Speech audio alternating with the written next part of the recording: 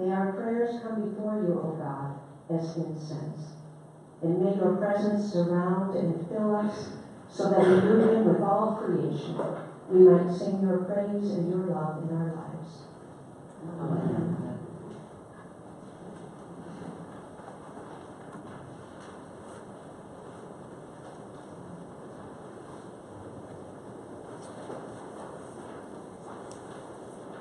Our first reading is from the 26th chapter of the book of Matthew. When Jesus had finished saying all these things, he said to his disciples, "You know that after 2 days the Passover is coming, and the Son of Man will be handed over to be crucified." Then the chief priests and the elders of the people gathered in the palace of the high priest, who was called Caiaphas, and they conspired to arrest Jesus by stealth and kill him. But they said, "Not during the festival, or there may be a riot among the people." Those who had arrested Jesus took him to Caiaphas, the high priest, in whose house the scribes and the elders had gathered. But Peter was following him at a distance as far as the courtyard of the high priest, and going inside, he sat with the guards in order to see how this would end. Now the chief priests and the whole council were looking for false testimony against Jesus so that they might put him to death. But they found none, though many false witnesses came forward. At last, 2 came forward and said, "This fellow said, 'I am able to destroy the temple of God and to build it in 3 days.'" The high priest stood up and said, "Have you no answer? What is it that they testify against you?" But Jesus was silent. Then the high priest said to him, "I put you under oath before the living God. Tell us if you are the Messiah, the Son of God." Jesus said to him, "You have said so. But I tell you, from now on you will see the Son of Man seated at the right hand of power and coming on the clouds of heaven." Then the high priest tore his clothes and said, "He has blasphemed. Why do we still need witnesses? You have now heard his blasphemy. What is your verdict?" They answered, "He deserves death." Then they spat in his face and struck him, and some slapped him, saying, "Prophesy to us, you Messiah. Who is it that struck you?" This is the gospel of the Lord. So let's hear from Caiaphas. In my time, being the high priest of Israel was much like being the president or prime minister. The position allowed me to hold absolute power over all matters of Jewish religious life. What I said was final. There was no debating it. So when it came to Jesus of Nazareth, I could see trouble ahead for our nation, and it concerned me greatly. Our way of life, our beliefs, all of it would be destroyed by the Romans if we allowed Jesus to continue what he was doing. Certainly when he raised Lazarus from the dead, that was the final straw. You would think that being high priest meant that I was a spiritual person. Really, the opposite is true. We had gotten so good at practicing our religion that we forgot what it was all about. So when someone like Jesus came along, he represented a threat of our being in control of our religion. I find it interesting that you blame Pilate or the Jews for his death. You can't seem to get the facts straight either. In the end, it was my decision. I was the one who decided that he should die for the sake of our nation and way of life. He did, and die he did. We didn't mean for it to be so painful, but we couldn't execute him. We needed the Romans for that, and the crowd was easy to turn against him. I suppose you also think that our sin was killing the Son of God. First, we didn't know he was the Son of God. Okay, we know he did all kinds of signs, but we could never be sure. After all, the Messiah was supposed to liberate us from our enemies. How were we supposed to know the real enemy was sin and death? Like I said, we had forgotten what it was all about. Really, our sin was not in what we did to Jesus. Our sin was in what we had become over the years, losing sight of God in our religion. That made it possible for us to do to him what we did. We had lost our spiritual center, God. We had lost what we were supposed to stand for, justice and mercy. We had lost our relationship with God because we thought we were in control. Can any of you say differently? Is your faith in Christ really what it should be? Or do you have faith only on your terms, like we did? And a reading from the 27th chapter of the book of Matthew. Now the chief priests and the elders persuaded the crowds to ask for Barabbas and to have Jesus killed. The governor again said to them, "Which of the two do you want me to release for you?" And they said, "Barabbas." Pilate said to them, "Then what should I do with Jesus, who is called the Messiah?"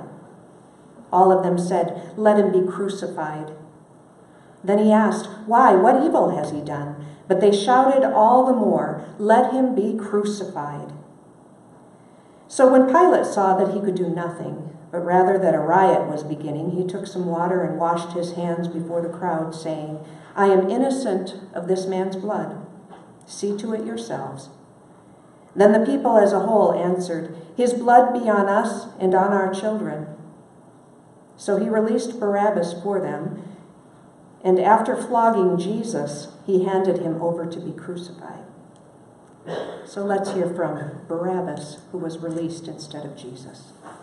Yes, I was guilty. Sure, I never admitted it to the Romans. After all, why would I admit that I was trying to overthrow those who had arrested me and had killed one of their soldiers? But I had been caught, and I figured I was as good as dead anyhow. Everyone knew what Roman justice was. As long as you are arrested for a crime, you are as good as dead. My mistake was getting caught, so there I was in jail, waiting for them to sentence me and then nail me to their crosses outside the city walls. Something strange happened as I waited in that prison cell. I kept hearing all sorts of commotions in Pilate's palace above us. And suddenly, 3 of the guards came down to my cell, opened it, grabbed my chains. "The governor wants to see you," they growled at me. I had no idea what was going on. This wasn't the way I expected it to happen. They dragged me up to the governor's balcony, facing the courtyard. The bright sunlight made it difficult to see after the darkness of my cell. But I could hear the sounds of thousands of people. At last, I thought, my followers had begun a riot that would overthrow the Romans. I thought things might be looking up. Eventually, as I grew accustomed to the light, I realized that they had this prophet Jesus there on the other side of Pilate's chair. Eventually, Pilate himself came in, sat down. The crowd grew silent. So much for the riot. Then Pilate asked the crowd to choose between Jesus and me. Apparently, one of us was going to be released. I didn't know much about Jesus, but what I remember before I was arrested, that he was quite a prophet and a healer. Maybe things weren't looking up at all. The crowd will surely want him released, I thought. Then it turns out that some of the Pharisees either liked my work or hated Jesus enough to incite the crowd against him. Things were looking up again. I was in utter shock. When the crowds demanded that I be released and that this Jesus be crucified, things got a bit blurry. I was very busy when they dragged me down the steps and unlocked my chains. Things were happening too fast for me. 1 minute, I was sentenced to die, and the next I was free. The one thing I remember was shortly before the guards released me, Jesus looked over at me It was like he intended to die in my place, like he was doing some sort of brave, heroic thing in taking the blame for my crimes. Now, I can't get that look out of my mind. Jesus, stop it. I can see you staring at me still. I don't need that look, accusing me all the time. So maybe I was guilty. Maybe you weren't. Don't you see that it was out of my control? Besides, it was better you than me.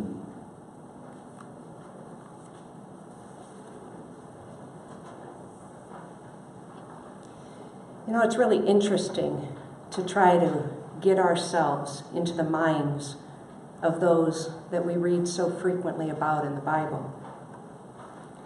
And of course, it's impossible, isn't it? We don't really know what their story is.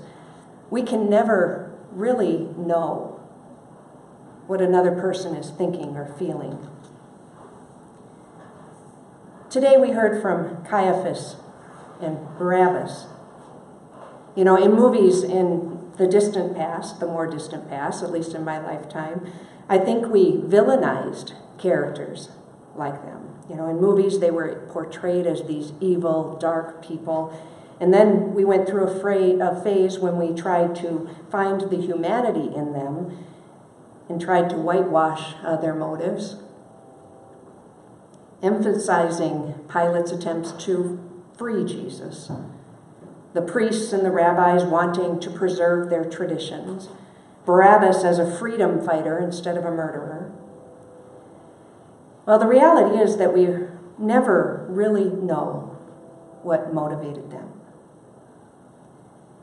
In most cases, in general, most people are just doing the best that we can to live life with a little dignity and hopefully some joy.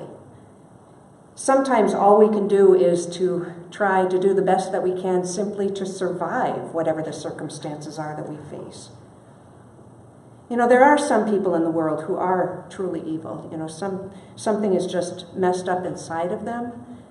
You know, I think if we want to look, we can just look to Herod in the Bible if we want to find a person like that. Somebody has to be a little messed up if they're going to order the death of all the toddlers and the infants in a region.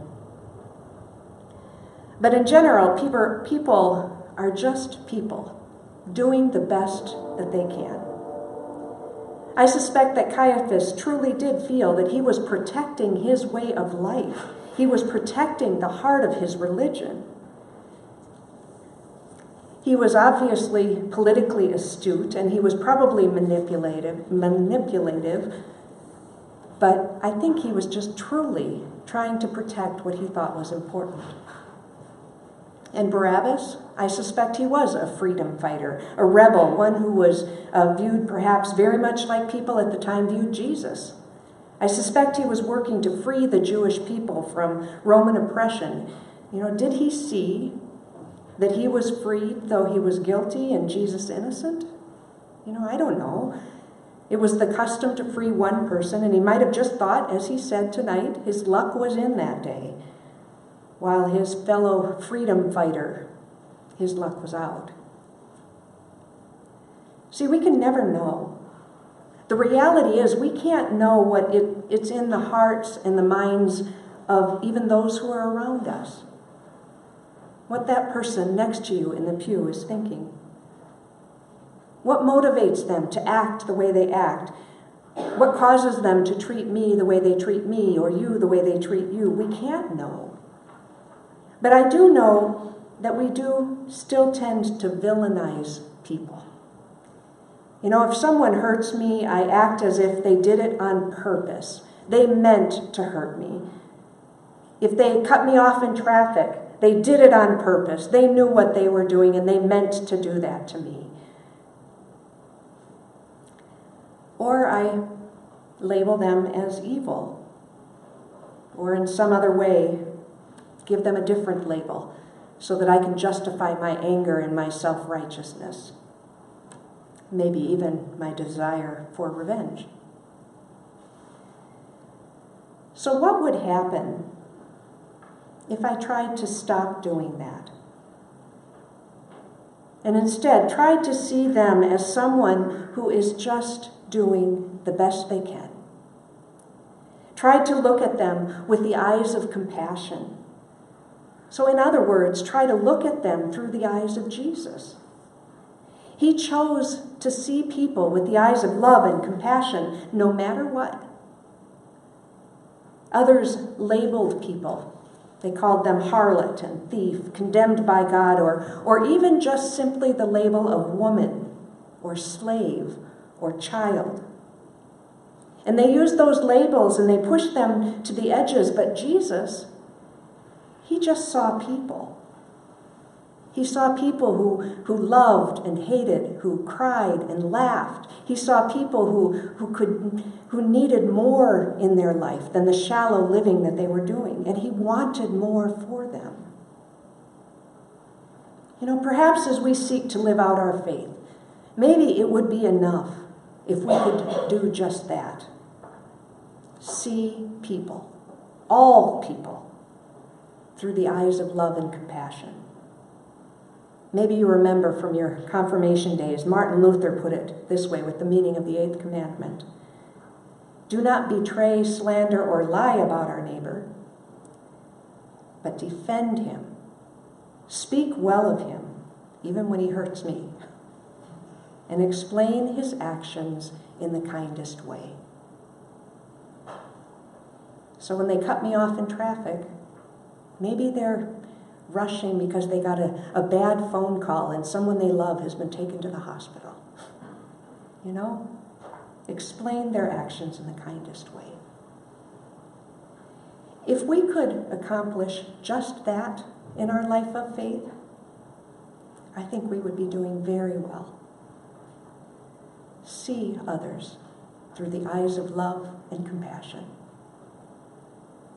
Amen.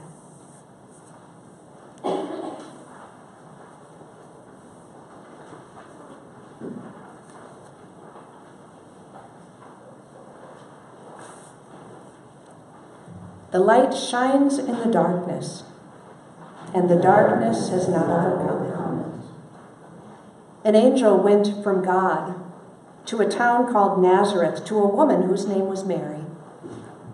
The angel said to her, "Rejoice, O highly favored, for God is with you. You shall bear a child, and his name shall be Jesus, the chosen one of God Most High."